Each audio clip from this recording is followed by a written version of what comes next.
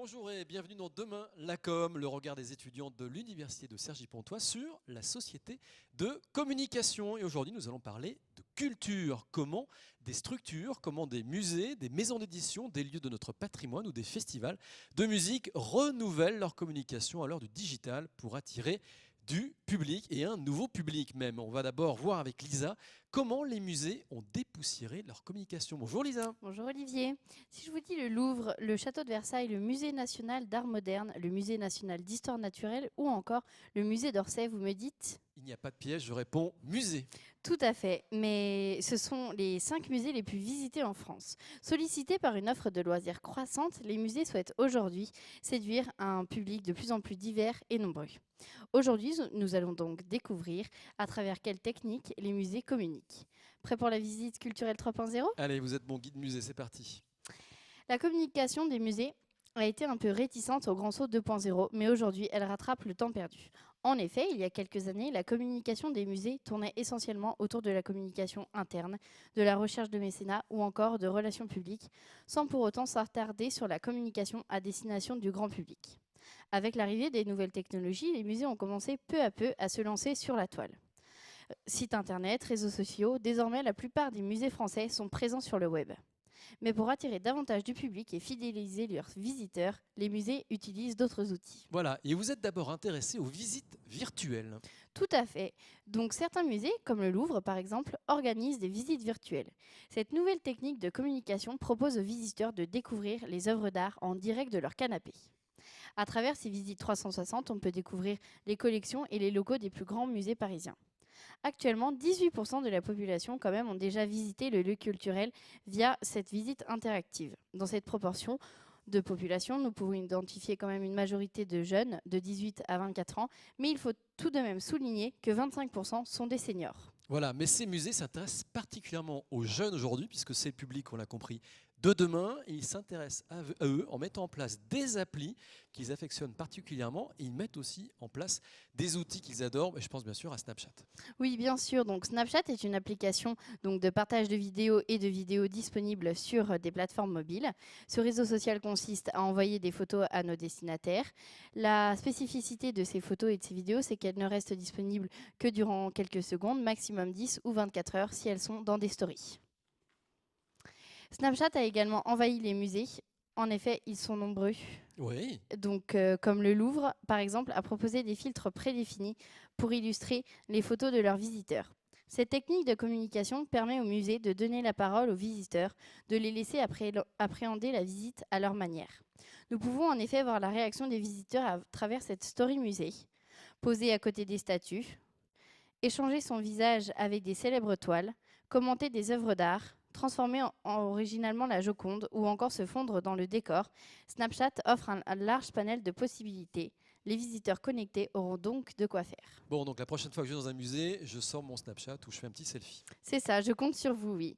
Mais Snapchat n'est pas la seule application à être présente dans les musées. En effet, avec cette volonté de séduire une cible jeune, sensible aux tendances et aux nouveautés, les musées ont créé leur propre application.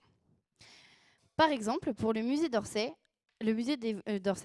a développé son application. On peut donc désormais, en quelques clics, découvrir l'ensemble des expositions à venir avec le nom de l'expo, la date, la cible, ainsi qu'une petite introduction pour susciter l'intérêt.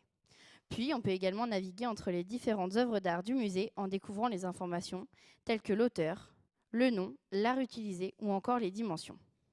Enfin, un onglet Visite reprend l'ensemble des informations relatives à la visite au musée, horaires, tarifs ou adresse, sans oublier la possibilité, bien sûr, de réserver à partir de l'application ses billets. Voilà, tout ça c'est très pratique. Est-ce qu'il y a d'autres moyens qui sont utilisés par les musées pour communiquer? Oui, les musées créent l'événement. En effet, l'exemple le plus parlant, car c'est C'est la vie suite des au musées, non? Oui, c'est ça, Ah, hein. c'est vraiment bien. La communication des musées, excusez-moi. En effet, depuis 2005, les musées européens ouvrent exceptionnellement et gratuitement leurs portes lors de cette nuit des musées. Cet événement a pour objectif d'inciter de nouveaux publics, notamment la jeunesse, à pousser les portes des musées. Je vous laisse donc visionner le teaser de l'édition de cette année.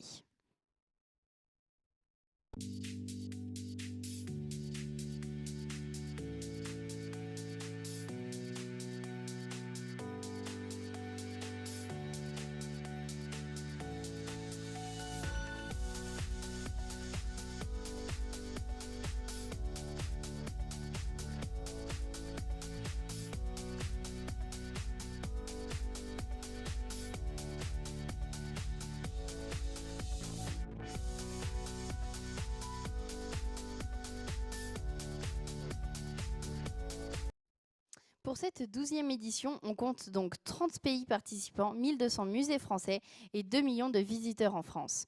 Donc la prochaine fois que vous allez au musée, achetez votre billet dématérialisé, téléchargez l'application du musée que vous souhaitez voir, allumez votre Snapchat et plongez dans une visite 3.0. À bientôt. Merci beaucoup Lisa, je vais suivre votre conseil. À suivre, comment les festivals qui proposent des concerts font leur révolution numérique.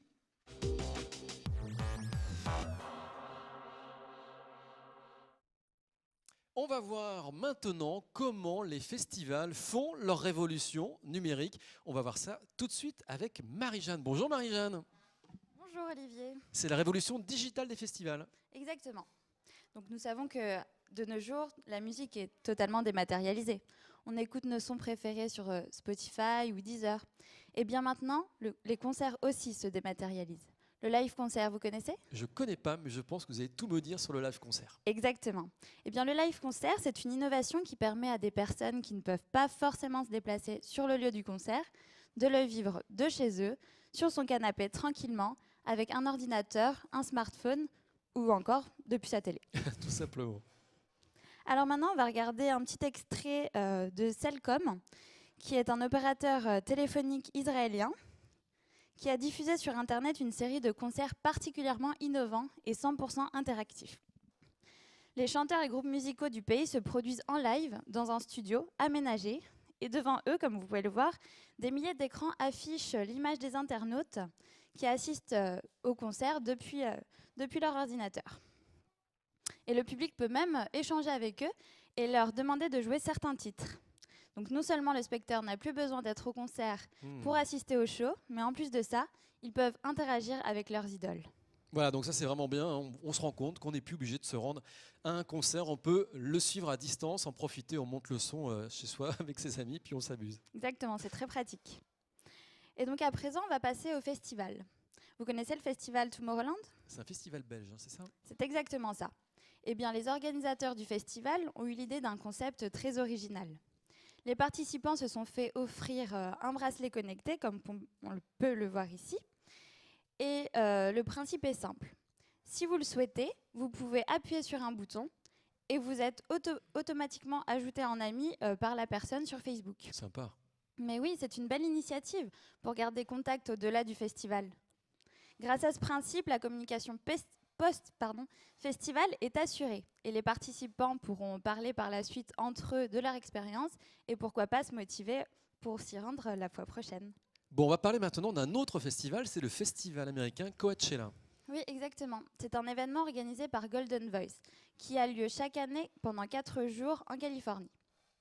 Ici, on assiste à un autre type de communication, car cette fois-ci, c'est l'application Snapchat qui fait sa communication de manière très implicite. En effet, le festival a pour particularité que les participantes viennent avec une couronne de fleurs sur la tête, comme on peut le voir ici. Donc c'est très joli. Et les organisateurs ont eu l'idée originale de créer un filtre Snapchat avec des fleurs pour assurer la promotion. Et ça marche très bien car il est d'ailleurs devenu permanent et c'est le filtre le plus utilisé sur Snapchat. Donc on peut le voir aussi que des stars l'utilisent et en font la promotion, comme par exemple Kim Kardashian. On a aussi Eva Longoria et pour finir, on a Shaim. Mais il y a aussi toutes les filles comme moi, par exemple. C'est vous, là, c'est oui, vous. c'est moi. J'ai joué le jeu. En mode star. C'est ça. Et donc, ça y fait sa promotion et ça assure une bonne communication parce qu'on a vraiment envie de s'y rendre. Voilà, et donc on le voit bien, Snapchat c'est devenu un vrai outil de promotion pour l'industrie culturelle musicale. Hein. Exactement, Olivier. Snapchat, c'est l'application qui prend de plus en plus d'ampleur. Elle permet de vivre des moments en direct sans forcément être présent. Donc, par exemple, avec des stories qui relatent des concerts. Par exemple, depuis quelques mois, je ne sais pas si vous savez, Olivier, il y a une story Paris qui a été installée. Oui, très Vous savez ? sympa. Ouais, ouais. Exactement, donc c'est pour tous les habitants d'Île-de-France. Et dans cette story, tout le monde peut soumettre ses vidéos ou ses photos afin d'être retranscrits sur cette story.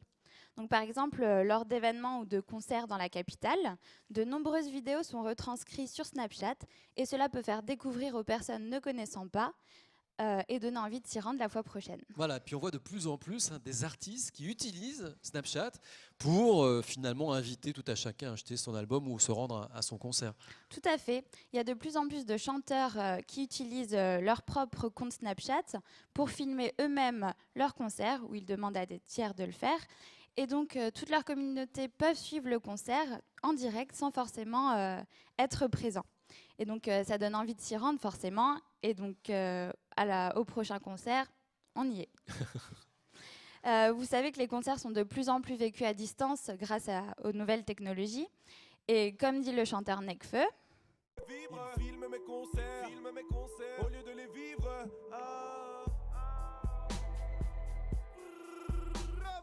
Alors pour ceux qui n'auraient pas compris, qu'est-ce qu'il nous dit Nekfeu alors? alors il dit « Il filme mes concerts au lieu de les vivre ». Très bien, merci Marie-Jeanne. On va s'intéresser maintenant à l'édition qui fait aussi sa révolution digitale.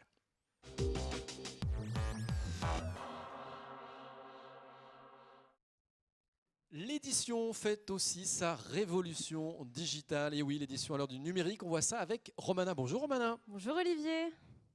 Donc nous, on va parler livres et grâce à l'essor du numérique, les maisons d'édition peuvent désormais répondre aux attentes de leurs consommateurs. Donc on va commencer par les enfants. Par exemple, la maison d'édition Nathan propose aujourd'hui certaines de ses collections enrichies en contenu 3D. On travaille sur de nombreux concepts de livres augmentés. Il propose, comme on le voit à l'écran, des systèmes de projection pour animer les livres papier par un mini projecteur. Donc c'est assez sympa, ça permet de se projeter dans un autre univers. Et le livre pourrait bientôt prendre aussi de nouvelles formes, on va le voir à l'écran, avec des tablettes intégrant un projecteur que l'on projette au plafond pour augmenter la lecture dans un univers graphique. Donc c'est sympa pour les enfants. Ah oui, c'est super. Pour la petite histoire du soir avec petit, c'est Ouais, génial. c'est Et pour super. les adultes alors, qu'est-ce qu'il y a pour nous? Oui, il y a aussi des choses pour les adultes. Si vous voulez lire d'une nouvelle manière, c'est pas réservé uniquement aux enfants. Par exemple, les éditions Julliard proposent des versions numériques de leurs livres directement sur tablette. Donc comme on le voit à l'écran, c'est le livre Les choses de Georges Perec. Et le livre n'est pas simplement du texte ici, mais enrichi en images et en vidéo pour s'immerger totalement dans une ambiance de lecture. Donc c'est assez sympa. Original. Ouais. Et donc, il y a une autre innovation en France et une première en Europe. Donc, c'est les éditions en Presse de France qui ont fait ça. C'est l'Expresso Book Machine. On va le voir à un écran. C'est un robot fabriqueur de livres. On peut fabriquer un livre entre 3 et 5 minutes, le temps de prendre un café. Donc, c'est plutôt sympa et ça permet d'être écologique. Et si on a envie d'un ouvrage spécialisé, c'est assez pratique. Est-ce que vous aimez lire sur tablette, iPhone, ou vous êtes un fervent partisan du livre papier, Olivier? J'essaierais bien sur smartphone, mais jamais essayé. C'est vrai, alors si je peux vous donner un conseil, il y a des nouvelles applications sur smartphone qui permettent de rapprocher le lecteur et son auteur. C'est le cas de la maison d'édition Albin Michel qui propose des applications liées à des auteurs phares comme Bernard Weber ou Frédéric Salman. Et on peut découvrir tout plein de choses, par exemple l'univers des auteurs, des photos inédites, des musiques originales et par exemple des musiques qu'écoutent les auteurs en écrivant. Donc c'est sympa. C'est sympa. Alors, donc on comprend bien que finalement, les maisons d'édition, elles utilisent toutes ces techniques pour moderniser leur communication qui était jusqu'à présent, il faut bien le reconnaître, Exactement. assez traditionnelle. Et vous avez tout dit, les maisons d'édition mettent tout en œuvre pour moderniser et dynamiser leur outil promotionnel. C'est le cas par exemple de la maison d'édition HarperCollins, une maison d'édition américaine qui fait des book trailers. Je ne sais pas si vous en avez entendu parler, c'est comme des bandes annonces de films, mais pour les livres. Donc je vous propose de regarder un extrait d'un book trailer de la maison d'édition HarperCollins pour voir un peu ce que c'est. Legacies don't work the way my people always assumed. What's happened to you must have something to do with what the others did at the sanctuary. They went down there to find Lorien on Earth. I think they did it. And then, maybe Lorien chose you.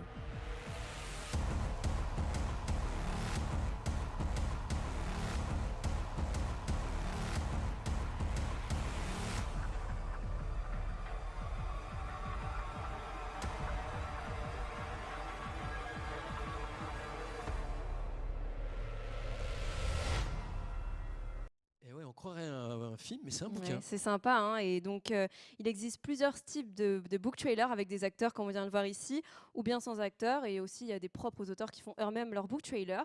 Il s'agit d'un support de promotion efficace, notamment pour un public adolescent qui est assez sensible à l'image, et ils sont partagés sur les réseaux sociaux, au cinéma, et ça peut faire le buzz pour créer des véritables best-sellers.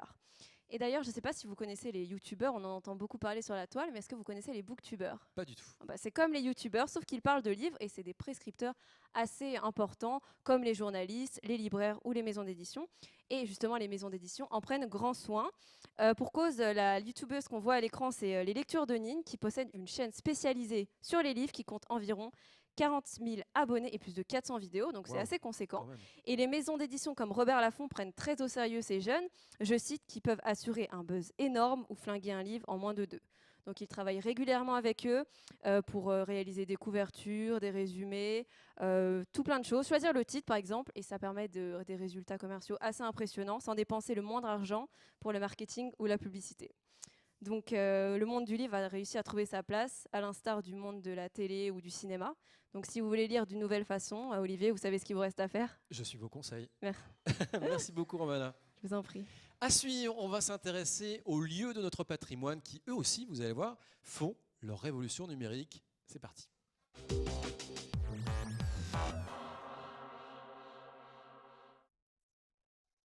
Nous allons voir comment les lieux de notre patrimoine font leur révolution numérique. Châteaux, abbayes, ils font tout pour attirer le grand public avec le digital. On en parle avec Nolwenn. Bonjour Olivier. Alors oui, en effet, ils utilisent le spot publicitaire, mais ils ne font pas de pub sur eux-mêmes, ce qui est en soi malin. Prenons le cas des monuments parisiens. La Tour Eiffel, elle présente dans Dior Homme, par exemple, c'est du placement de produits. Même chose pour J'adore de Dior avec le Grand Palais. Et plus dernièrement encore, Dior Ouais, eh oui. utilise le château de Versailles pour son spot avec Rihanna. Je vous propose de regarder un extrait de ce spot publicitaire.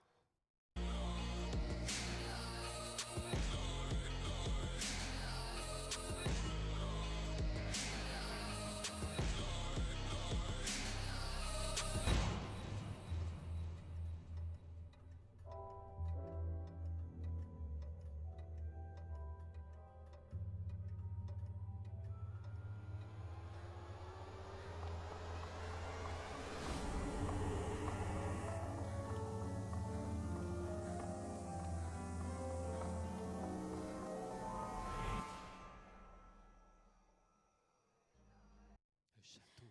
Voilà, mettre les monuments en valeur à travers les spots publicitaires s'avère être un réel atout pour leur fréquentation. Le château de Versailles voit sa notoriété s'accroître, notamment avec ce spot pub, et son attrait pour les spectateurs Bien sûr. augmente, puisqu'on le sait tous, Olivier, inconsciemment, nous nous identifions toujours à certaines publicités. Voilà, donc nos monuments, on l'a compris, utilisent la pub pour drainer le public, mais ils créent aussi des événements pour attirer le grand public. Bien sûr, nous avons parlé à l'instant du château de Versailles. Il crée l'événement là où on ne l'attend pas. Chaque année, le Go Running Sport Tour est organisé dans les jardins du château. Un événement sportif dans un lieu culturel de taille, puisque l'an passé, nous comptions 14 000 coureurs. Cette course nous plonge dans les époques de Louis XIV avec la course royale, la course des princesses, celle des chevaliers et bien d'autres encore. C'est une nouvelle façon de promouvoir le patrimoine culturel. Voilà, donc là on parle de sport. Est-ce qu'il y a d'autres événements thématiques pour attirer du monde dans les lieux de patrimoine? La danse met aussi les monuments en avant. Un événement grand public se déroule actuellement en France pour la 2e fois. Il s'agit de Monuments en mouvement et je vous propose de regarder un extrait de cet événement original.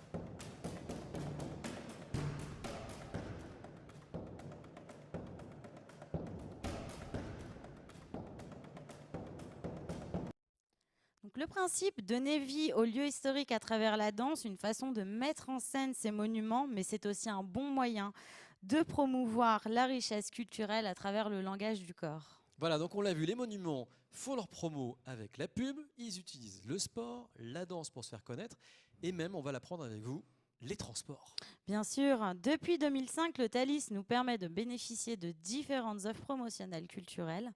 Et si nous partions à Bruxelles, Olivier, Allez, Alors, à l'arrivée, vous pourrez bénéficier des différents partenaires du Thalys. Aller faire un tour au musée d'Art Nouveau pour un prix de 15 € au lieu de 20, faire une petite pause au déjeuner pour le Hard Rock Café et bénéficier d'une entrée gratuite pour un plat acheté avant de prendre un peu de hauteur à l'Atonium, où vous aurez également sous justificatif une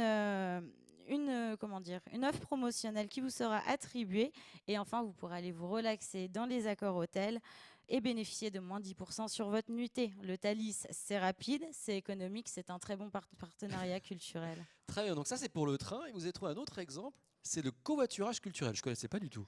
Alors oui, envie de visiter le musée mémorial de la bataille de Normandie, bénéficier d'un tarif réduit sur présentation de la réservation du trajet. C'est un voyage à prix léger. C'est possible avec le site Covoiture Art. C'est un bon moyen pour les lieux culturels d'attirer le public avec des coûts réduits et ça permet également de créer une communauté culturelle. Allez, un dernier exemple qui nous montre vraiment que nos lieux de patrimoine se dépoussièrent, en tout cas dépoussièrent complètement leur communication. Ils se mettent aux jeux vidéo. Tout à fait. Prenons le cas du château de Fontainebleau avec le Serious Game, le livre des siècles. Vous serez accompagné de Paul qui vous invitera à le suivre dans les salles du château. Le but est de trouver le livre perdu qui renferme la mémoire du château.